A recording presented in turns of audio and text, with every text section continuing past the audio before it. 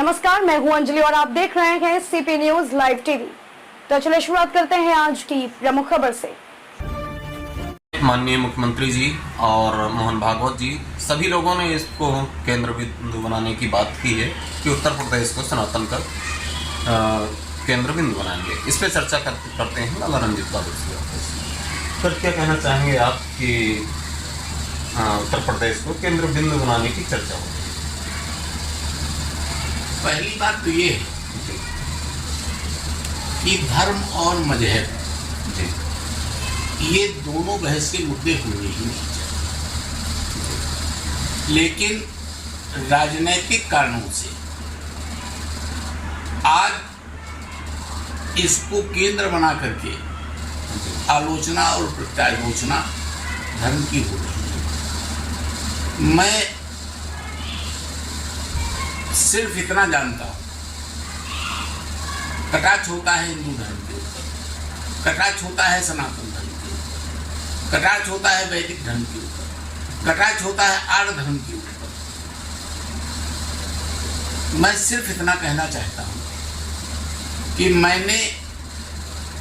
जब मैं high school का छात्र था तो हमारे अध्यापक, हिंदी अध्यापक ने जो हमें धर्म का अर्थ बताया था, शाब्दिक अर्थ, धारण करना। धर्म वो जिसे हम धारण करने, वर्ण करने। उदाहरण के लिए मैंने अपनी भार्या, अपनी पत्नी का वर्णन किया तो क्या कहलाई? धर्म पत्नी कहलाई। कहते कि नहीं कहते? तो धर्म पत्नी कोई धर्म नहीं हुई, वो हमारे धर्म, हमने उसको धारण कर लिया इसलिए वो धर्म पत्नी हुई। आइए अब मैं उन शंकाओं का समाधान करने का प्रयास कर रहा हूं जो लोगों के मन में उठ रही है। सनातन शाश्वत है, प्राचीनतम है। मैंने एक आध बार कहा भी है, सनातन संस्कार है, ये किसी के द्वारा लागू नहीं किया गया है, यह हमारी आवश्यकता अनुरूप लागू हुआ है। जैसे जन्म से लेकर मृत्यु तक जो हमारे संस्कार हैं, ये हमारी आवश्यकता के अनुरूप है। बच्चा जब पैदा होता है तो नाभ विच्छेद होता है, उसका नाल काटी जाती है, यह आवश्यकता है। नामकरण होगा, आवश्यकता है। शिक्षालय के लिए भेजा जाएगा, यह आवश्यकता है। अन्य संस्कार जो होते हैं, आवश्यकता है। मृत्यु के बाद अंत्येष्टि होती है, आवश्यकता है। तो यह हमारे संस्कार। तो ऐसे ही हर किसी धर्म का संस्कार जी, ऐसे ही हर किसी धर्म का अपना अपना वो है ना। नहीं, सबका। मैंने पहले ही कह दिया, इस विषय पर कभी बहस होनी नहीं चाहिए। मैंने पहले ही कह दिया, शुरुआती यहीं से है कि किसी पर नहीं होनी चाहिए। मैं करता भी नहीं हूँ, लेकिन जब कोई आलोचना करता है तो प्रत्यालोचना आवश्यक हो जाती है। जब कोई आलोचना करने लगता है, हमने न तो कभी नहीं कहा कि बौद्ध धर्म गलत है, हमने तो कभी नहीं कहा। तुम क्यों कहते हो हमारा आर्य धर्म या सनातन धर्म गलत है? सही। हिंदू धर्म गलत है। मैंने हिंदू एडॉप्ट किया है। मैं भी मानता हूं कि हिंदू प्राचीनतम नहीं है, ये बीच में आया शब्द है। लेकिन अगर मैंने एडॉप्ट कर लिया है, इसको मैंने धारण कर लिया है, मैंने इसका वर्णन कर लिया है, तो मैंने वर्णन कर लिया है ना। तुम न मानो, आप ईश्वर को नहीं मानते हो, न मानो। बुद्ध ने ईश्वर को नहीं माना, नहीं माना। अंबेडकर ने ईश्वर को नहीं माना, नहीं माना। पेरियार ने ईश्वर को नहीं माना, नहीं माना। रावण ने ईश्वर को नहीं माना, नहीं माना। कंस ने ईश्वर को नहीं माना, नहीं माना। हिरण्यकश्यप ने ईश्वर को नहीं माना, नहीं माना।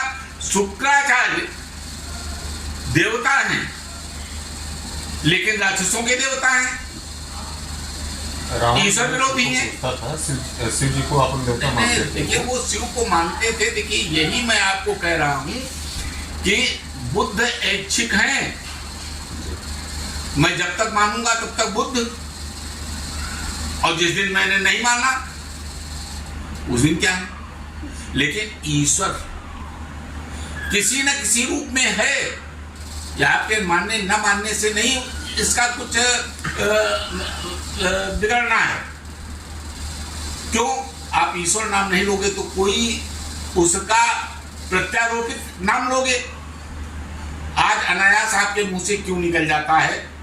अगर बुद्ध के भी अनुयायी हैं तो उनके मुंह से भी निकलता रहता है जब कोई होनी अनहोनी होती है, ये किसी की ताकत है, ये किसी की देन है। तो वो किसी कौन है? वही ईश्वर है। तो ईश्वर शाश्वत है, ईश्वर ऐच्छिक नहीं है, अन्य ऐच्छिक हैं। हम अम्बेडकर को न माने, अम्बेडकर नहीं। हम पेरियार को न माने, पेरियार नहीं। हम बुद्ध को न माने, बुद्ध नहीं। लेकिन ईश्वर है। ईश्वर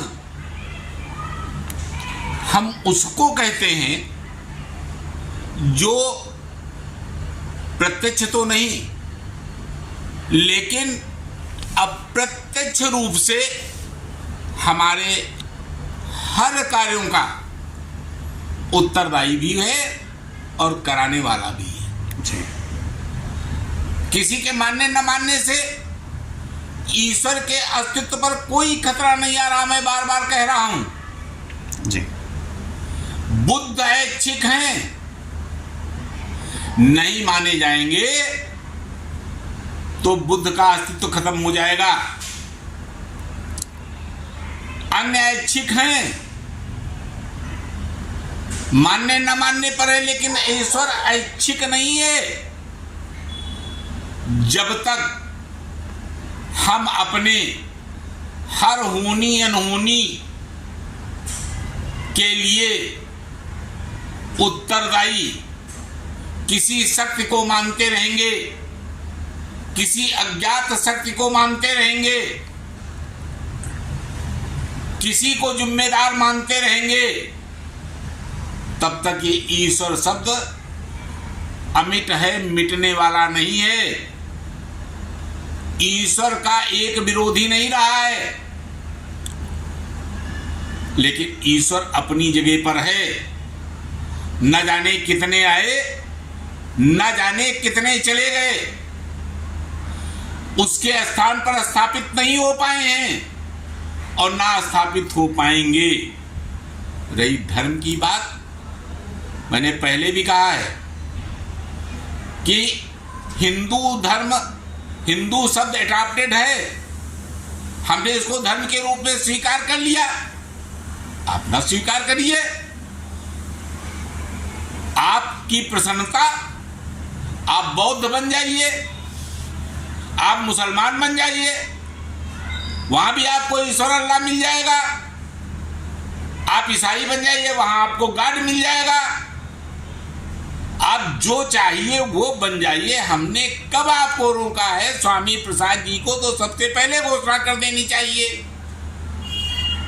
बार बार हमारी आलोचना करते हो, अपना रास्ता क्यों नहीं चुन लेते हो? खुद घोषणा क्यों नहीं करते हो कि आज के बाद मुझको ये कहा जाए, बौद्ध कहा जाए, अम्बेडकरवादी कहा जाए, आज के बाद तुमको मुसलमान कहा जाए, आज के बाद तुमको ईसाई कहा जाए, आज के बाद तुमको सिख कहा जाए। जो चाहते हो चले जाओ, और जितने लोग चाहते हैं उतने लोग चले जाएं। हम हिंदू हैं, हिंदू रहेंगे, क्योंकि मैंने इसको धर्म के रूप में ग्रहण कर लिया है, वर्ण कर लिया है। ये तुम्हारे कहने से कुछ नहीं होता है, इसलिए ये बहस बंद होनी चाहिए और न इस पर किसी को बोलने की जरूरत नहीं है। इनके जैसे नराधम और नीच जो इस बहस को छेड़े हुए हैं, इस संसार में आदिकाल से न जाने कितने आए हैं, कितने चले गए हैं। ईश्वर अपनी जगह पर विद्यमान है, हमारी आस्था अपनी जगह पर विद्यमान है, हमारी आराध्य के रूप में वो विद्यमान है, सर्वोच्च सत्य पर विद्यमान है, हमारे ब्रह्मांड के मालिक हैं, हम उन्हें मानते हैं। खबरों में अब तक के लिए बस इतना ही। मिलते हैं फिर ऐसी ही बड़ी खबर के साथ। तब तक के लिए नमस्कार और देखते रहिए सीपी न्यूज लाइव टीवी।